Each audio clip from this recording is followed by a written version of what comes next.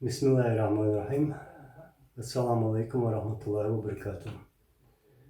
Мне хотелось бы записать это видео на русском языке, потому что я выставлю это на канале Низам, и там бывают посетители с разных стран, и многие говорят на русском языке. Поэтому.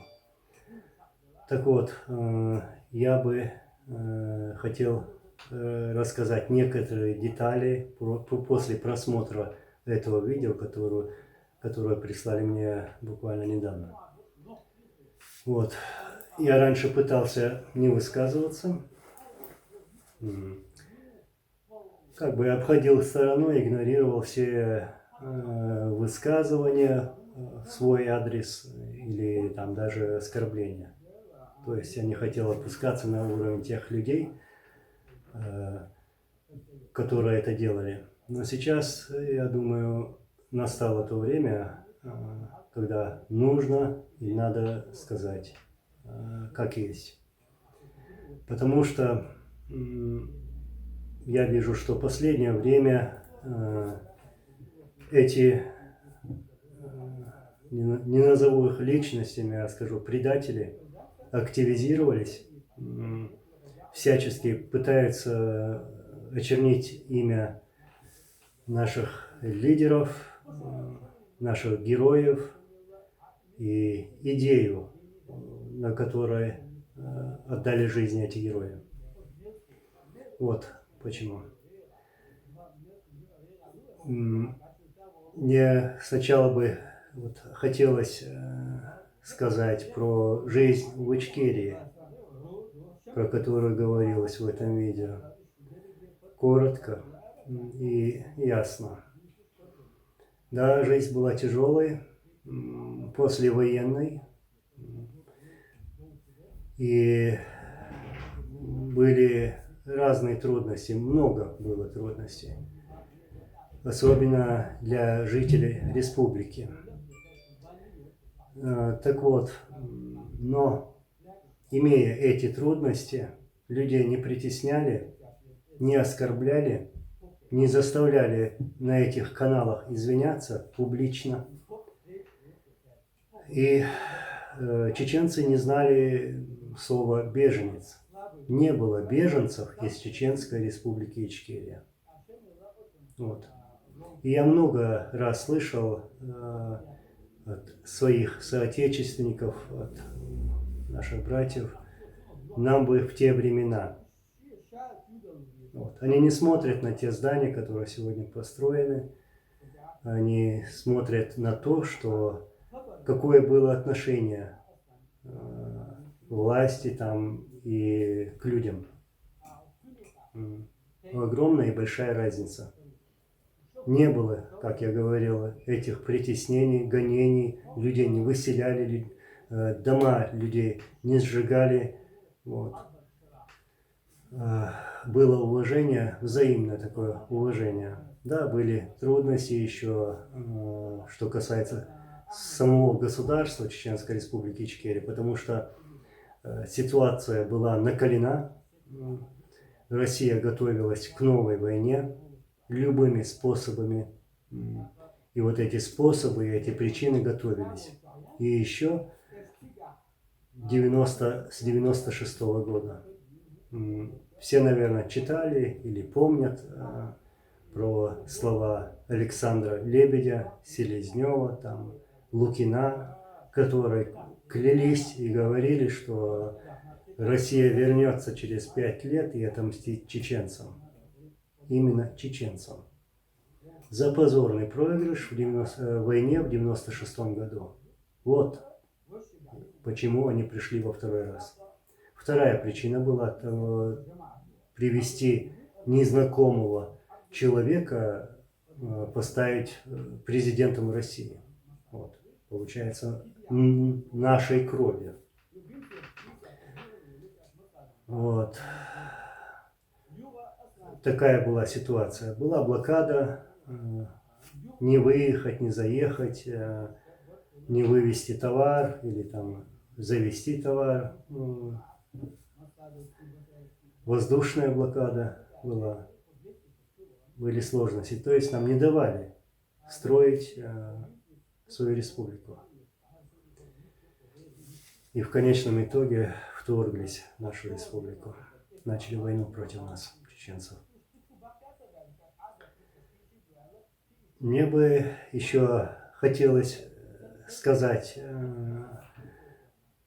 про слова, сказанные в этом видео, про какие-то исламские призывы, которые были раньше. Кто делал эти призывы и где эти люди? Один человек уехал в Казахстан. Ладно, уехал, и больше про него не слышно.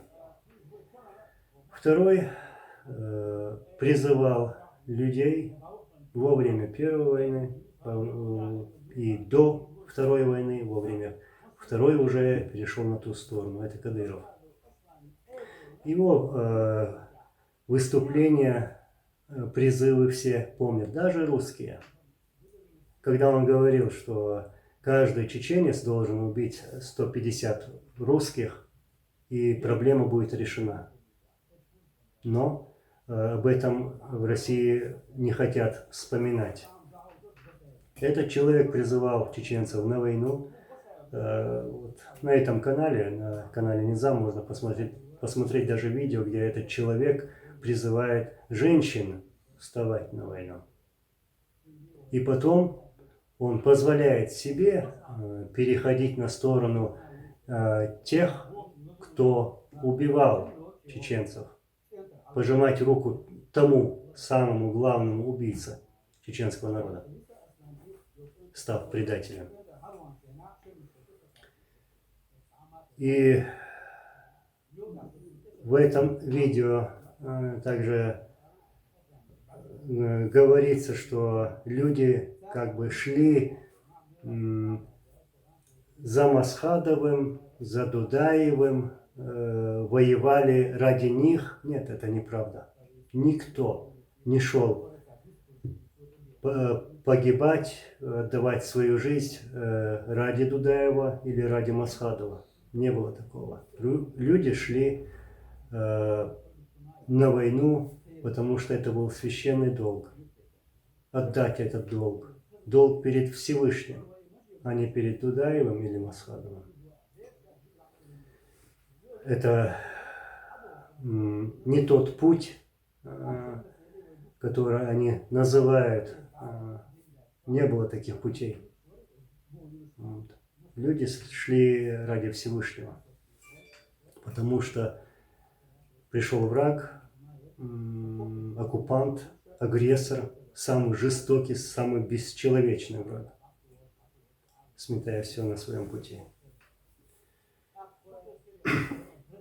Затем, насчет предательства. Эти люди, предатели, прикрываются сегодня разными словами, клеветой, оскорблениями, прибегает ко всем вариантам возможным, чтобы оправдать себя и свое предательство. Я не буду называть их имена, не хочу, но все их знают. Эти люди, тот, который сейчас говорит, когда-то сидел с муджахидами, с воинами чеченскими и призывал их к войне против русских. И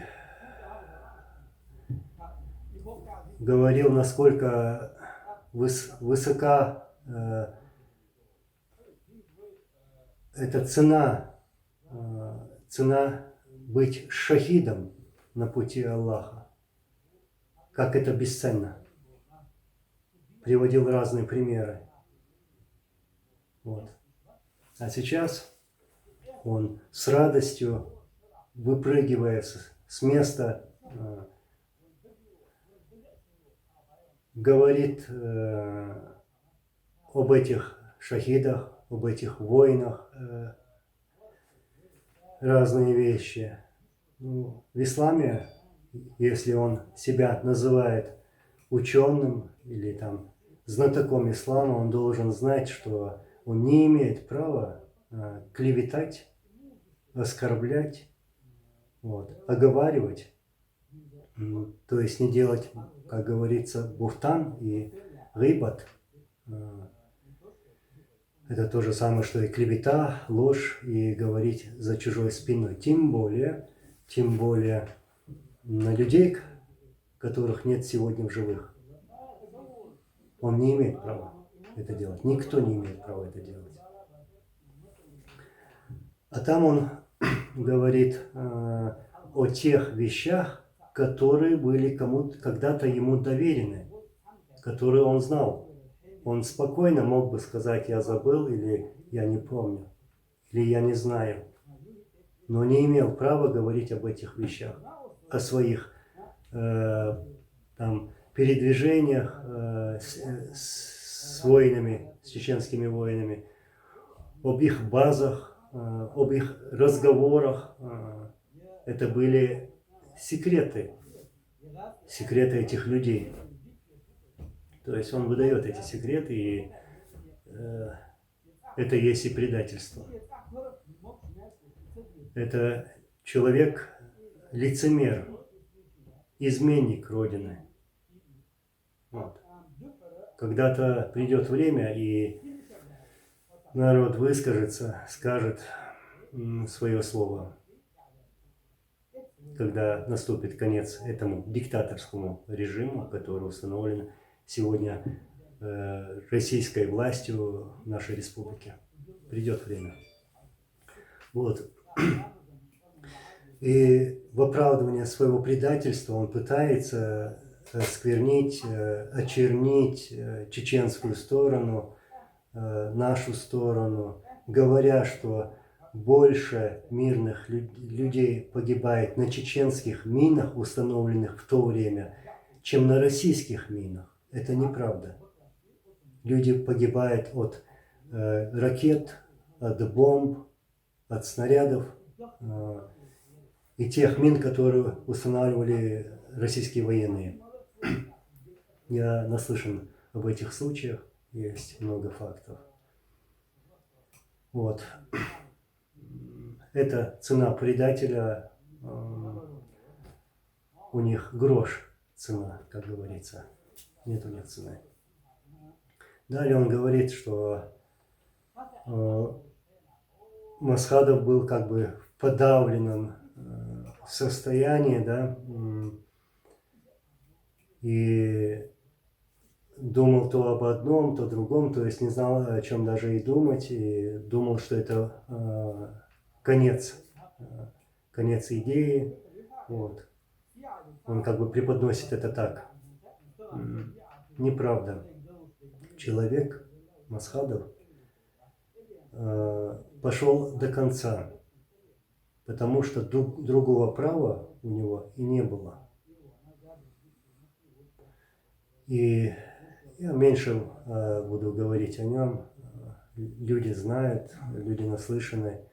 Вот. И хватает даже того, что этот человек не погребен, что российская власть запретила даже похоронить этого человека. Это человек, который до того, как умереть, погибнуть в войне против оккупантов, призвал эту воюющую сторону к миру. И тогда он был и убит. И что дальше говорить об этом? Далее, касаясь и этого случая, он говорит, что доказывает, что Масхадов не знал про захват заложников в Беслане. Вот. Ни до, ни после. Но сегодня Россия ставит это причиной того, чтобы не отдать его тело. Якобы он, Масхадов, принимал участие в планировке захвата заложников в Беслане. Конечно, это неправда. Вот. Россия лжет. У меня есть доказательства. Я о них буквально недавно говорил. Некоторые доказательства, да, есть еще. Всему свое время. Далее. Он еще говорит, что Масхадов якобы был слабым.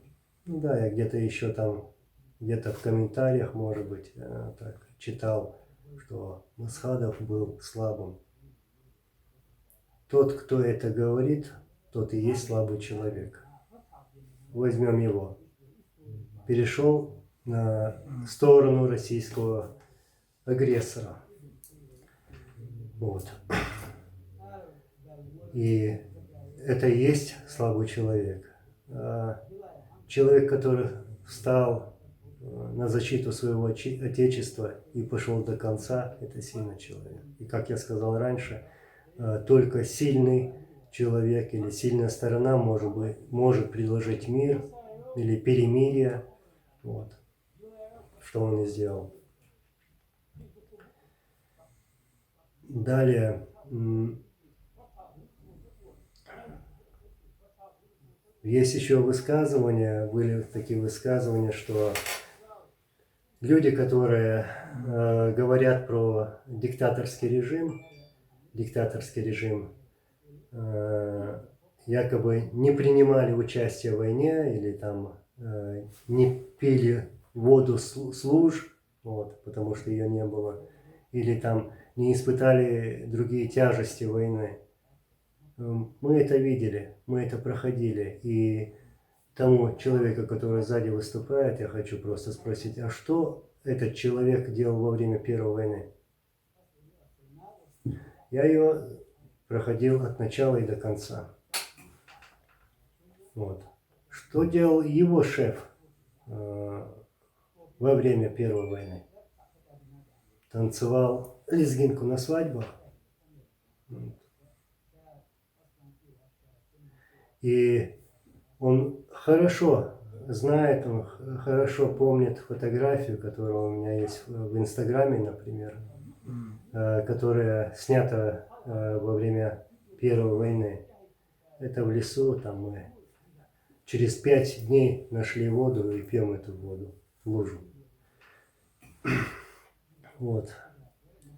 И еще пытается как бы оправдать свое предательство, говоря такое, якобы я не приехал домой, когда мне отец это сказал.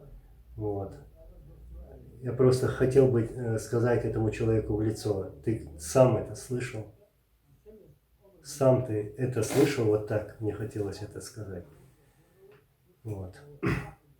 Мой отец,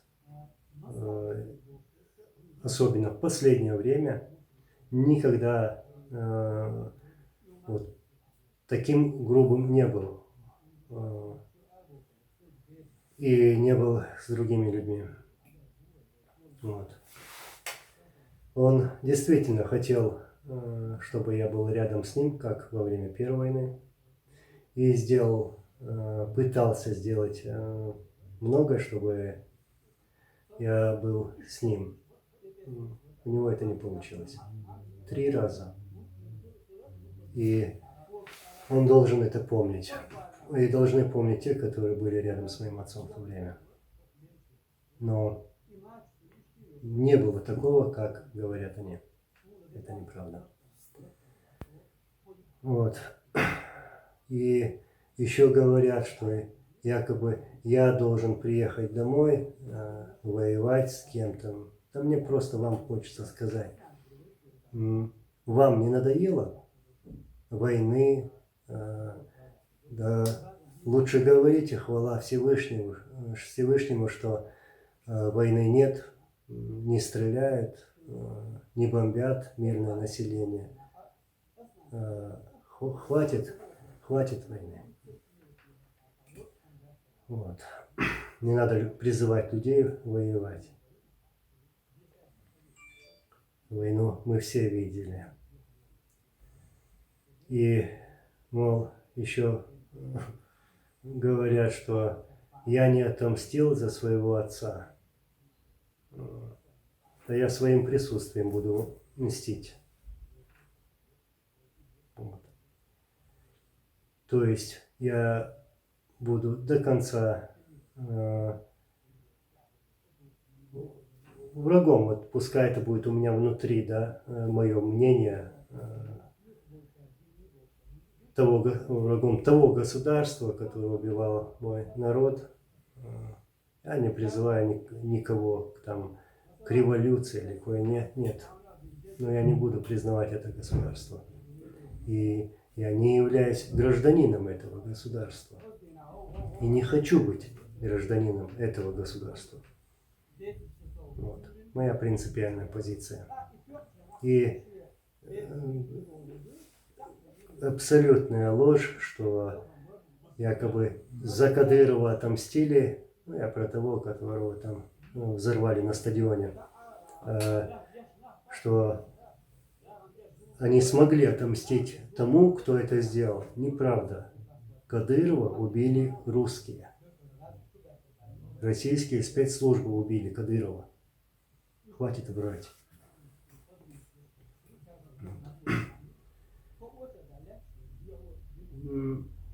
Но сейчас у меня все это переполняет, потому что мне приходится говорить об этих личностях, самых мерзких личностях, которые предали все своих товарищей, вот, которые призывали к войне, вот, и перешли на другую сторону, выдавали базы наших воинов, выдавали имена наших воинов, вот, перешли на ту сторону и пытаются оправдать себя. Не сможете, пока мы есть. Далее, в нашем менталитете и вообще в менталитетах других народов есть такое понятие. Нельзя говорить про чужой дом, про чужих женщин там, или детей. Мужчина, который говорит об этом, является не мужчиной. А они, а вы, вот, предатели, перешли эти границы.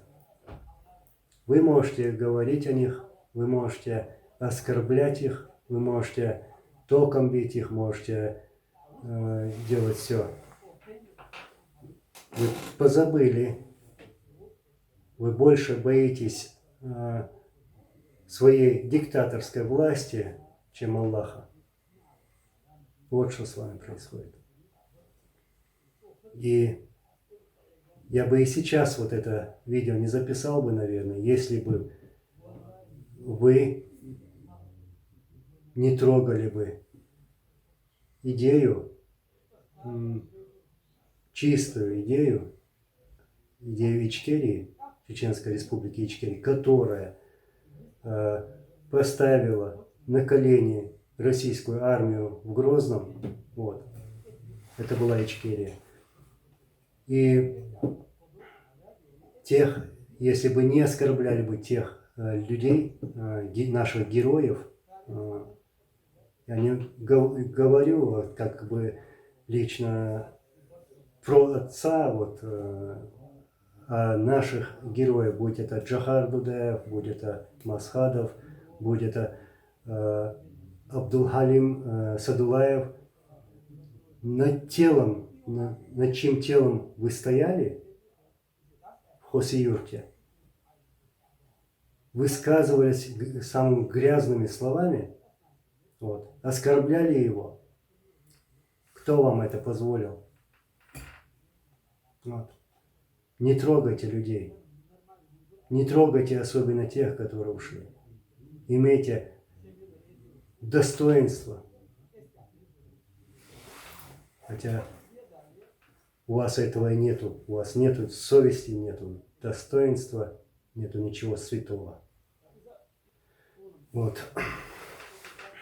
И в заключение просто скажу, что чем больше ты доверился человеку, тем больше у него соблазн предать. Понимаете это слово?